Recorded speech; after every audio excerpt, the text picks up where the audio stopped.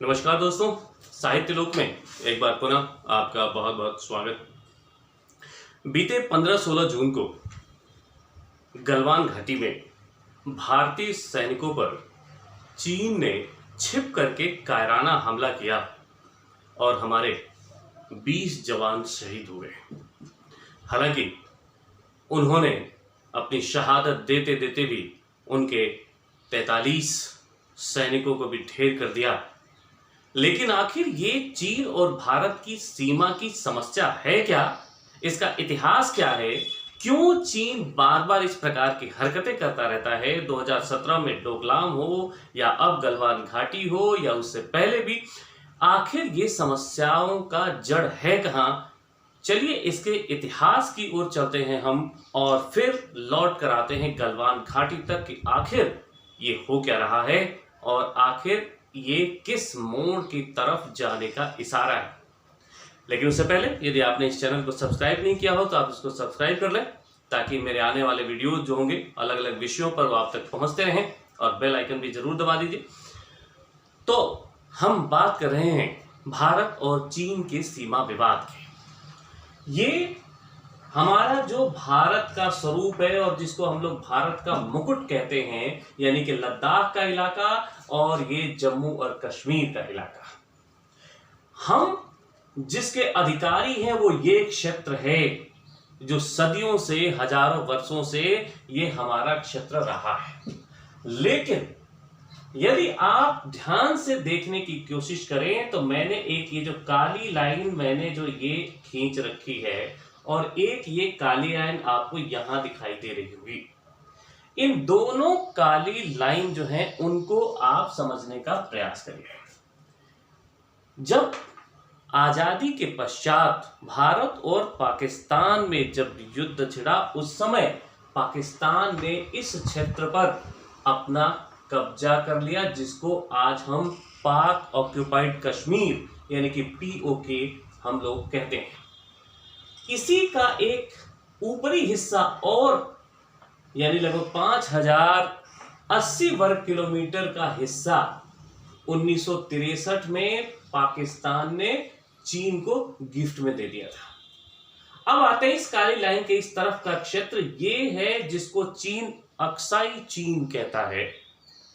हम इसे अपना पूर्वी लद्दाख क्षेत्र कहते हैं, लेकिन चीन ने इस पर कब्जा कर रखा है और ये जो काली लाइन है इसके इस तरफ का हिस्सा आज चीन के कब्जे में है। तो जिस गलवान घाटी की बात की जा रही है, यदि हम उस गलवान घाटी की बात करें तो ये है LAC, यानी ये जो लाइन है लाइन ऑफ एक्चुअल कंट्रोल, जहां पर भारत और चीन के सैनिक आमने सामने होते हैं। और यहां है वो गलवान घाटी, गलवान नदी, श्योक नदी भी यहीं बहती है जो यहां पर आकर के गलवान नदी में मिल जाती है। हम देखें 1949 में जब चीन अपने आप को नए सिरे से निर्मित कर रहा था, उसी समय से उसकी नजर जो थी वह इस क्षेत्र पर, और यही नहीं, हम देखें पूरे तिब्बत पर और तिब्बत के साथ साथ हमारे अरुणाचल प्रदेश पर, इस पर उसकी नजर थी। भारत के प्रथम प्रधानमंत्री पंडित जवाहरलाल नेहरू ने हिंदी चीनी भाई भाई का नारा दिया और चीन ने भी सामने से तो हिंदी चीनी भाई भाई के नारे को स्वीकार किया, लेकिन पीछे से उसने लगातार इस क्षेत्र में अपनी घुसपैठ जारी रखी और धीरे धीरे अपना कब्जा इस क्षेत्र पर बढ़ाता रहा। और यही नहीं, अरुणाचल प्रदेश के क्षेत्र की तरफ भी वो बढ़ाता रहा। और बड़े आश्चर्य की बात यह है कि लगभग 8 सालों तक 1949 से लेकर 1957 तक हम देखें कि भारत को यह पता ही नहीं चला कि चीन इस प्रकार की हरकत कर रहा है। 1957 में यह पता चला कि चीन इस हिस्से पर काफी हद तक अंदर घुस चुका है और तब नेहरू जी ने एक आपत्ति दर्ज की।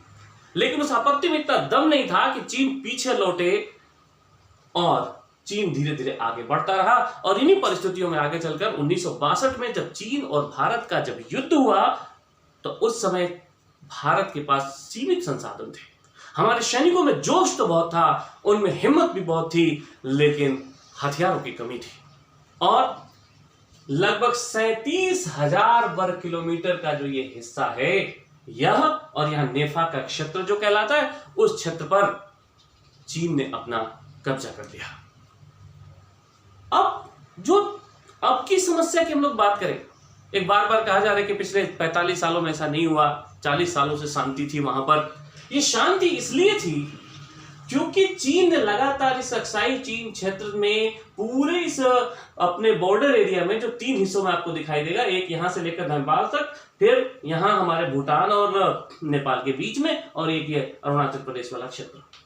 यहां आप यदि देखने की कोशिश करें तो उसने लगातार अपनी सैनिक जो गतिविधियां उनको तेज की, वहां पर सड़कों का निर्माण किया, उसने अपने हवाई अड्डे बनाए और तरह तरह की सुविधाओं को उसने जुटाने की कोशिश की कि यदि कभी किसी सैनिक कार्रवाई की बात आती है तो उसके लिए बहुत आसानी हो।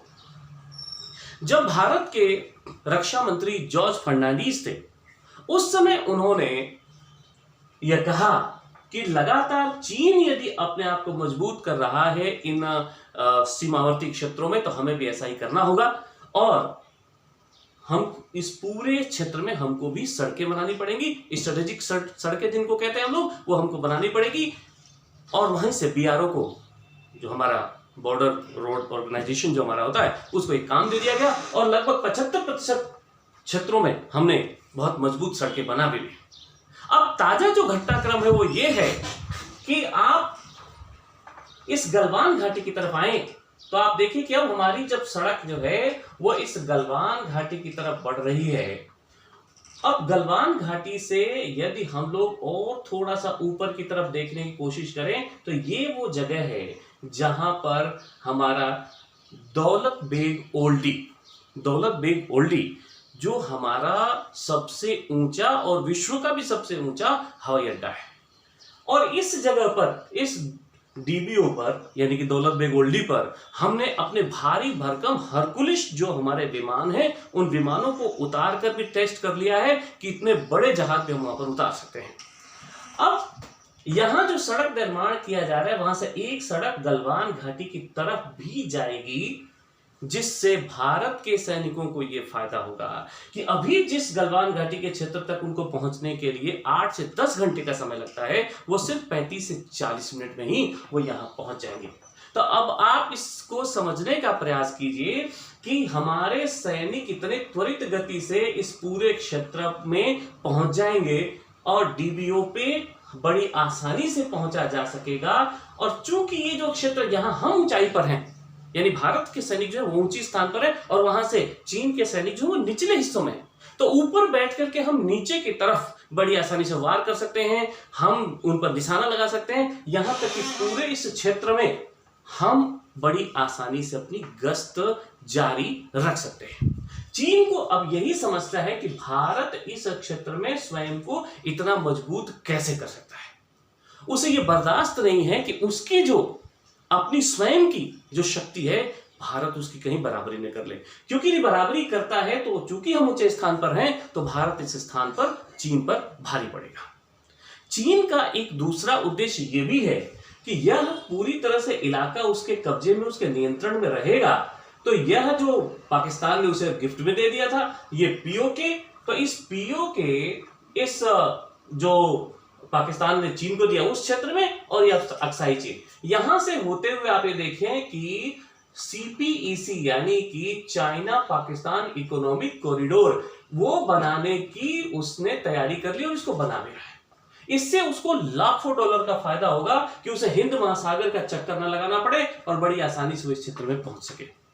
एक और समस्या चीन की यह है कि जो सदियों पहले से जो सिल्क रूट हुआ करता था, जो तुर्किस्तान से होकर यूरोप तक भारत के संबंधों का प्रतीक था, हमारे व्यापार थे, उसको भी वह हथियाना चाहता है। चीन की समस्या यह है कि वह अब गलवान घाटी के बहाने, इस प्रकार के कायराना हमलों के बहाने वो ये चाहता है कि किसी भी तरह से ये जो सड़क निर्माण है जो यहाँ पर की जा रही है, जो हमारे डीबीओ तक पहुंचने के लिए की जा रही है, पूरे बॉर्डर को सुरक्षित रखने के लिए की जा रही है, उसको किसी भी तरह से भारत रोक रहे। एक प्रश्न और लोगों के मन में उठा और राहुल गांधी ने भी पूछा कि भारतीय सैनिक निहत्थे क्यों थे। अरे, इतिहास के पन्नों को पलटे बिना आप इस प्रकार के प्रश्न कैसे कर सकते हैं। 1993 जिसमें नरसिम्हा राव की सरकार थी, 1996 देवगौड़ा की सरकार थी, 2005 जिस समय मनमोहन सिंह जी की सरकार थी, 3 बार ये समझौते हुए कि जब इस पेट्रोलिंग करते हुए इस क्षेत्र में कोई भी सैनिक गोला बारूद का प्रयोग गोलियों का नहीं करेगा।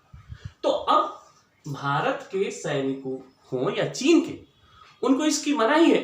तो चीन को चूंकि हमला करना था, उनको तो प्रवृत्ति धोखेबाजी की थी, तो उन्होंने फिर वो कटीले तारों के और अलग अलग प्रकार के हथियार उन्होंने बना लिए। और जैसा कि हमारे सैनिक जो घायल थे सुरेंद्र सिंह, उन्होंने होश में आया और उन्होंने बताया कि हमारे सैनिकों से 5 गुना अधिक सैनिक चीन के थे, उसके बावजूद भी हम उन पर भारी पड़े और हमसे अधिक कैजुअल्टीज उनकी हुई हैं। उनके अखबार आज वहां पर छाप रहे हैं कि भारतीय हम पर भारी पड़े, लेकिन चूंकि चाइना में सभी प्रकार के जो सोशल साइट्स होती हैं और मीडिया होता है, उनके ऊपर पूरी तरह से उनका नियंत्रण है, वो उनके अधिकार में है सरकार के, तो वो इस प्रकार की खबरें बाहर नहीं आने देंगे। तो ये हमको ये समझना पड़ेगा कि इस प्रकार का जो हमारा ऐतिहासिक जो परिप्रेक्ष्य रहा है, किस प्रकार ये समस्याएं पैदा हुई, उन समस्याओं को अब इस स्थान पर जब तक हमने कुछ वहां निर्माण नहीं किए, हमने सड़कें नहीं बनाई, तब तक अपने आप शांति बनी रही थी। एक मजबूत जो पक्ष है वो तब तक तो शांत रहेगा ही जब तक आप उसके खिलाफ कुछ काम नहीं करते। लेकिन अब चूंकि भारत की तरफ से इस प्रकार के जो हैं सैनिक गतिविधियां तेज की जा रही हैं, नए निर्माण कर रहे हैं जो भविष्य की सुरक्षा के लिए हैं, तो चीन को बौखलाहट हो रही है। हमें समझना होगा और ऐसे समय में हमको एकजुटता दिखानी होगी। चीन का आर्थिक बहिष्कार करना होगा। इसका मतलब ये नहीं है कि आपने जो चीजें चीन के अब तक आपके घर में हो तो उसको तोड़ दें, ऐसा नहीं है। जो खरीद चुके उस पर तो आपका मेहनत का पैसा लग चुका है, लेकिन आगे से आप इस प्रकार का बहिष्कार करें, ये एक आपकी कोशिश होनी चाहिए। विपक्ष हो, अलग अलग आपके विचार हो, अलग अलग पार्टियां हो, लेकिन सबको ऐसे मौकों पर एकजुटता दिखानी चाहिए। चीन जैसे ताकतवर देश से हम किस प्रकार लड़ें, वो हमको सोचना होगा। हम ताकत में उनसे कम नहीं है, लेकिन आपस में फूट यदि हमारी होगी तो हम जरूर कमजोर पड़ जाएंगे। इस देश के वीरों ने सदियां गवाह हैं कि अपनी मिट्टी की रक्षा के लिए अपने प्राणों का बलिदान दिया है। हमने कभी हार नहीं मानी है। हम बड़ी से बड़ी शक्तियों को हमने पराजित किया है अपनी जिजीविषा से, अपनी संकल्प शक्ति से। इसीलिए पूरी दुनिया में सबसे अधिक कर्मठ और सबसे अधिक यदि हिम्मती कोई सेना कही जाती है तो भारत की सेना कही जाती है। ऐसे सेना पर आप प्रश्न चिन्ह मत उठाइए। सब लोग एक साथ मिल करके और सेना का साथ दीजिए, इस देश का साथ दीजिए कि इस देश की परंपरा रही है, हम सदैव विजयी होते आए हैं और हम इस समस्या का भी हल अपनी शक्ति से जरूर ढूंढ लेंगे। ये आज की समस्या जो आपको दिखाई दे रही है, भविष्य में हल हमारे अपनी शक्ति से जरूर हो जाएगी, ये विश्वास रखिए। और चीन को ऐसे मुंहतोड़ जवाब हमारे सैनिक आगे भी देते रहेंगे। आप अपना विश्वास अपनी सेना पर बनाए रखिए। जननी जन्मभूमिश्च स्वर्गादपि गरीयसी। मातृभूमि की रक्षा के लिए हम सदैव तत्पर रहेंगे, हमारी सेना तत्पर है। हमको कहीं भी किसी तरह से निराश होने की आवश्यकता नहीं है। बस विश्वास कीजिए अपने देश के सेनाओं पर, अपने देश के सैनिकों पर, और खुद में वो जज्बा पैदा कीजिए कि हम अपने देश के साथ हैं। वंदे मातरम। जय हिंद।